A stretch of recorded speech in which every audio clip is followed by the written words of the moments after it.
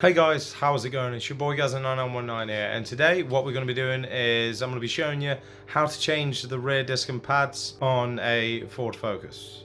Right then, so the first thing you want to do in this job is obviously we need to get that wheel off. Remember rule 101 of taking wheels off: crack the nuts while it's on the floor and then raise it, and then take the nuts off the rest of the way. Also, because it is the back wheels, we want to make sure that it's in gear and we have chocks in front of the wheels so it doesn't roll. Now we've done that, we want to take these two Torx bolts out of the back of the caliper. These are T45 Torx bolts. They are a bit hard to crack originally, but if you just keep at it, they will go eventually. Just bear in mind they've probably been on the car for quite a few years and not been touched for a while. So next, we've done that, so now we just need to remove this spring on the caliper. This is simply a flathead screwdriver, as you can see, and that just pops right off with one side and you pull the other side off. Now we've done that, we can go back to these bolts that we did on the other side of the caliper, these Torx bolts, and it's sort of a twist and pulling motion to pull them out.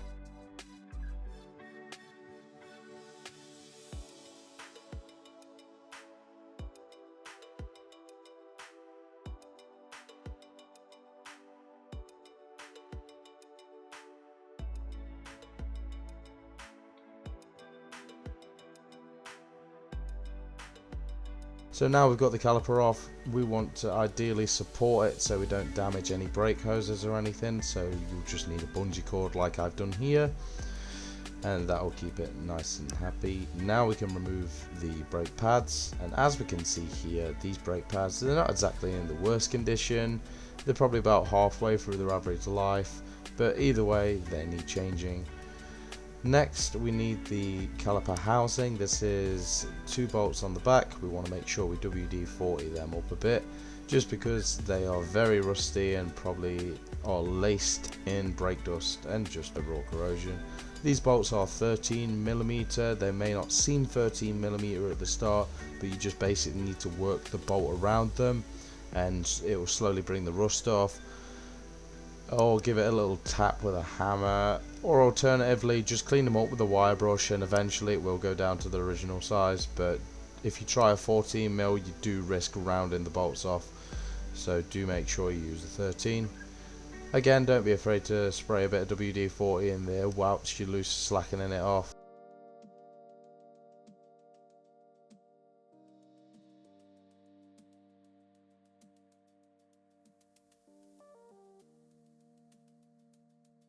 Now that those two bolts are off, it's probably a good idea to give the bracket a good clean. Now we're into the next challenge, which is the brake disc, and as you can see, these don't like budging because again they've been on there a while and they get caught what's called rust welded. This is where Mr. Hammer comes in handy. This is one of those things where you can get to the point where you think, you know what, I give up, this is doing my head in, I can't do this. But honestly, you just need to keep at it. As much as it may annoy your neighbours, you've just got to keep going. The disc will come off eventually. Just use plenty of hammering and WD-40 and it will come eventually.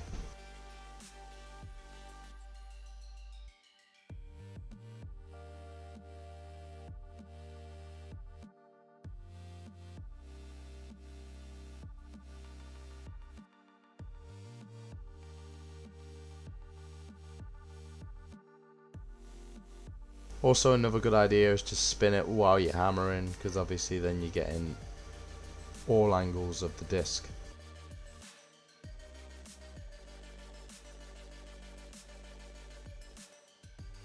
So eventually, after about half an hour, we managed to get the disc off. Luckily nobody rang the police because of noise complaints, but yeah, we managed to get the disc off and it was rather irritating. Now we need to push the piston back on the caliper. It's awkward because your typical piston tool won't fit in the grooves and you need to sort of twist and push at the same time. So we've set our little caliper device up here without the attachment on the end to push, and then we're going to spin it around with the mole grips. Now moving on with the brake disc, you need to make sure you clean it, because obviously brake disc manufacturers put an oil around the disc to ensure it doesn't rust up in the packaging. You can get brake cleaner from any sort of, auto part zone or anything. And also we want to copper grease the hub. We want to clean it up a bit with a wire brush just to remove any rust. And then we want to put this copper grease on, and what this does is basically makes our life a hell of a lot easier if we need to change the disc again in years to come. So we won't have to spend half an hour hammering and potentially get an ASBO because the neighbours called the police on you for hammering for the past half an hour.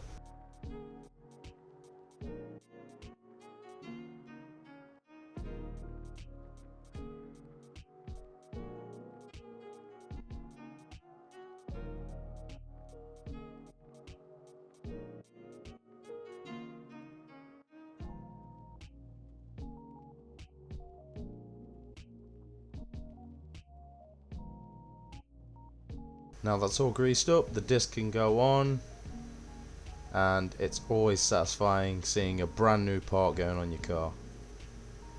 Look at that, that looks great. Okay, now it's time to reassemble. So we cleaned the caliper housing up as best as we could, and now it's a case of putting it back on the car. Literally put your bolts in. We've given these bolts a slight clean as well with a wire brush whilst it's been off the car.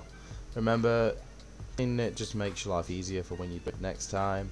Also with the brake pads, because brakes move in a caliper, make sure they've got a bit of copper grease on the edge. You'll have a lot more efficient braking with this.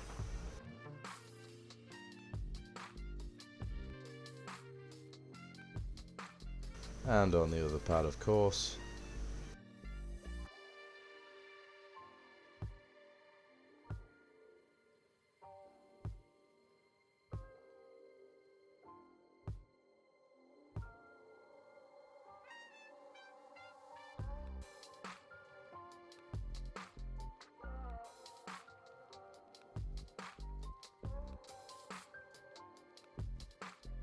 After we've done that, we want to grease up the caliper housing where the pads will sit, just because you can never really have enough copper grease. Just makes everything run that little bit smoother. Okay, now the pads are ready to go back in. Remember which side's which. So in this case, the bit with the springy bit on the top goes on the inside and the other bit goes on the outside.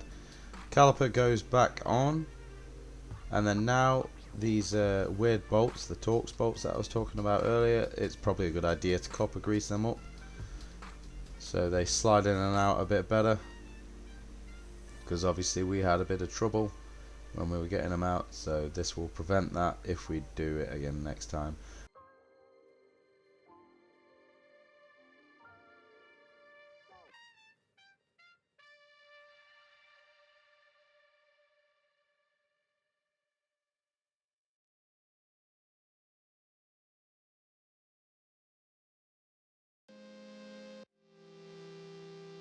So now we put these Torx bolts back in, we screw them in. Basically with the 13 mils in these Torx bolts, you just really want to do them as tight as you sort of can, by hand anyway. Now just to put this spring back in. These can be a bit fiddly. I found that these rear ones actually seem to be quite easy-ish, hence why I'm able to do them with like one hand. And then once you've sort of got them in the rough sort of area, a bit of encouragement with a hammer. Don't go mad with a hammer, just a little tap to put it back into place.